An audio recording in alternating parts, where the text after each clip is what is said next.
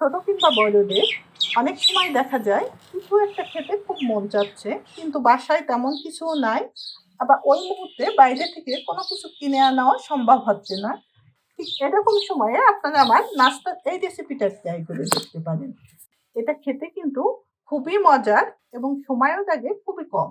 আবার ঘরে থাকা মাত্র ২-১ টা উপকরণ দিয়ে আপনি এটা তৈরি করে নিতে পারছেন। সুপ্রিয় দর্শক, আসসালামু আলাইকুম।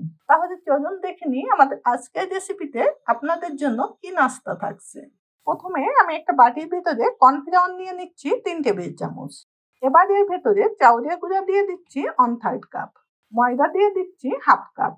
চিনি দিয়ে দিচ্ছি 5 টেবিল চামচ। এই নাস্তাতে আমার কাছে মনে হয়েছে মিষ্টি পরিমাণটা যদি কম থাকে তাহলে সেটা খেতেই বেশি ভালো লাগে।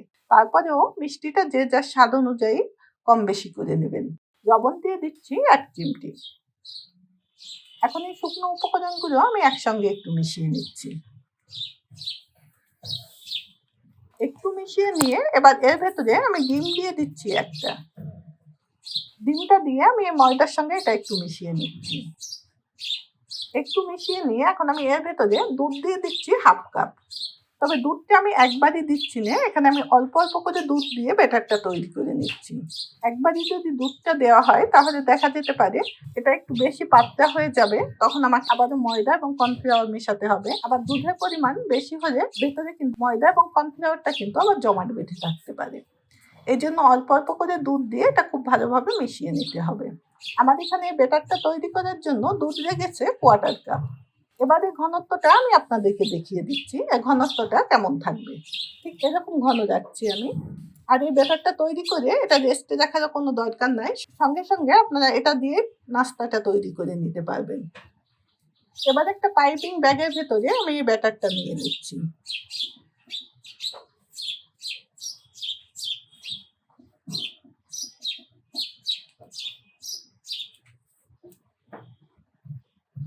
পাইপিং ব্যাগের মাথার এই অংশ থেকে আমি সামান্য একটু কেটে নিচ্ছি।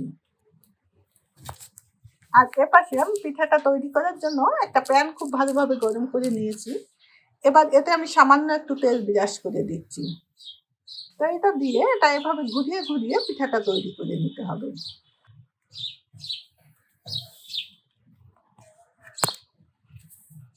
এখন এই পিঠার উপরটা একটু শক্ত হয়ে আসা পর্যন্ত আমি অপেক্ষা করছি।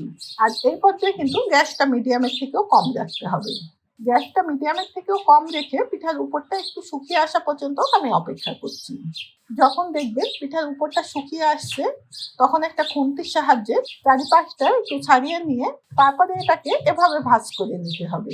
ঠিক পাটিসাপটা পিঠা ভাঁজটা যেভাবে দিই সেভাবে করি। আমার একটা পিঠা হয়ে গিয়েছে। এবার আমি আরো একটা পিঠা তৈরি করে আমি আপনাদেরকে দেখাচ্ছি। তবে এইবারে কিন্তু প্যানের ভেতরে আমি আর কোনো প্রকার তেল ব্রাশ করে নিচ্ছি না। একবারই তেলটা ব্রাশ করে আপনারা ৩-৪টা পিঠা তৈরি করতে পারবেন। ৩-৪টা পিঠা তৈরি করার পরে আরো একবার তেল একটু ব্রাশ করে নিতে হবে। অনেক মজার কিন্তু এই পিঠাটা, আপনার বাসায় তৈরি করে দেখতে পারেন। আর তৈরি করতেও কিন্তু মাত্র ২-৩টা উপকরণই যাচ্ছে, আর যেটা আমাদের হাতের কাছে সবসময়ই থাকে। আশা করছি এই পিঠাটা তৈরি করার পর আপনার কেউ নিরাশ হবেন না, আপনাদেরও খুবই পছন্দ হবে। তো এভাবে করে আমি সবগুলো পিঠাই তৈরি করে নিচ্ছি। রেসিপিটা পছন্দ হলে ভিডিওতে একটা লাইক দিয়ে আমাদের সাথেই থাকবেন এবং আজকের রেসিপিটা কেমন হয়েছে সেটার সম্পর্কে আপনাদের মতামত আমাদেরকে জানাতে পারেন। আমি চেষ্টা করব আপনাদের প্রশ্নের উত্তর দেওয়ার। আর এরকম সহজ সহজ আরো নতুন নতুন রেসিপি পেতে হলে আমার চ্যানেলটি অবশ্যই সাবস্ক্রাইব করে রাখবেন এবং সাবস্ক্রাইব বাটনের পাশে থাকা বেল আইকনটি বাজিয়ে দিবেন। তাহলে আমি নতুন কোনো ভিডিও আপলোড করার সঙ্গে সঙ্গে আপনারা তার নোটিফিকেশন পেয়ে যাবেন। ধন্যবাদ এত সময় আমাদের সঙ্গে থাকার জন্য। আবারও দেখা হবে নতুন কোনো রেসিপির সঙ্গে।